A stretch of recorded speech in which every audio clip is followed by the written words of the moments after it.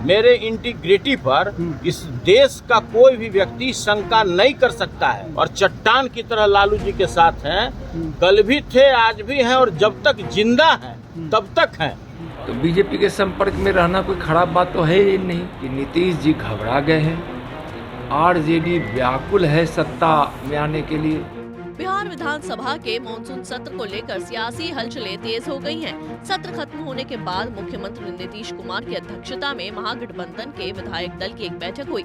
इस बैठक के दौरान सीएम नीतीश कुमार ने आरजेडी एमएलसी सुनील सिंह की जमकर क्लास लगाई और शांत रहने का निर्देश दिया। इसके साथ ही नीतीश कुमार ने दूसरे विधायकों को भी नसीहत दी। नीतीश ने कहा कि कौन कौन बीजेपी के साथ है, कौन कौन बीजेपी से लड़ना चाहता है, ये सब हमको मालूम है। वहीं बैठक के बाद सुनील सिंह ने अपने ऊपर लगे आरोपों से किनारा करते हुए कहा कि हम अमित शाह से मिलने नहीं गए थे, मेरी ईमानदारी पर कोई शंका नहीं कर सकता। चट्टान की तरह लालू जी के साथ जब तक हैं तब तक खड़े रहेंगे।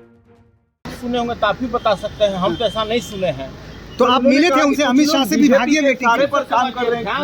क्या आप बीजेपी के सारे पर काम कर रहे हैं? ऑपरेटिव मिनिस्टर हैं भारत के, बिस्कोमान के भी मिनिस्टर वही हैं। सरकारी कार्यक्रम, भारतीय राष्ट्रीय सहकारी कार्यक्रम में वो आए हुए थे।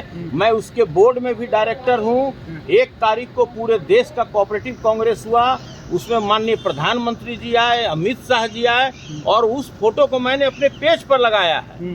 वो ये नहीं है कि किसी के कोठरी में मिल रहे हैं, किसी के रूम में मिल रहे हैं। और उसी फोटो को लेके जो मीडिया वाले लोगों ने बात का बतंगर बनाया है, ये बिल्कुल दुर्भाग्यपूर्ण है।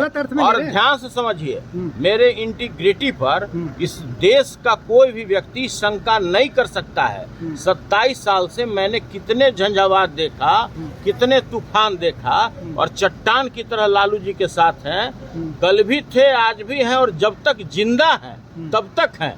और बाकी बात जो समझना है, जो आदमी के बारे में आपको बताया, जरा आप उन्हीं से बयान ले लीजिए। इधर महागठबंधन की बैठक खत्म होने के बाद जदयू कोटे से बिहार सरकार के मंत्री अशोक चौधरी ने कहा कि बैठक में मुख्यमंत्री नीतीश कुमार और तेजस्वी यादव ने आपसी बयानबाजी से बचने का निर्देश दिया है।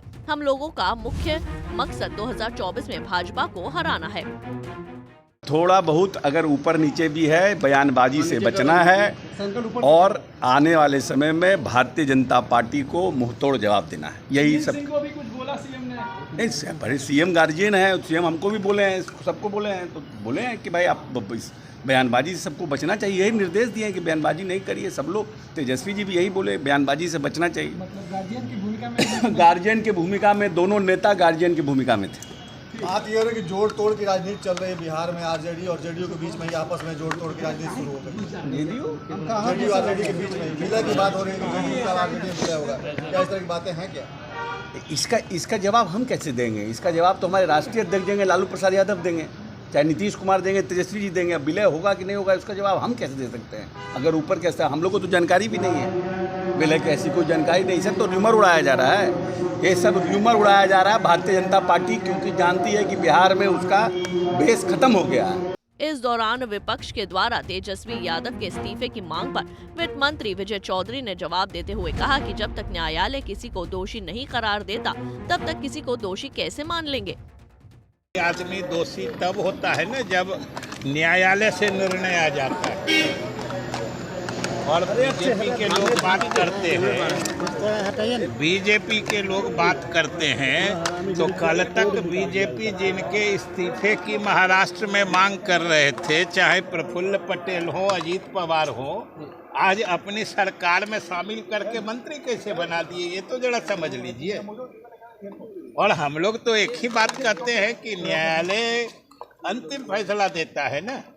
जब तक न्यायालय नहीं कोई फैसला दिया है, तब तक तो इस बात की चर्चा सदन में बेमतलब करने का कोई माने नहीं है। सदन में तो फैसला होना नहीं है।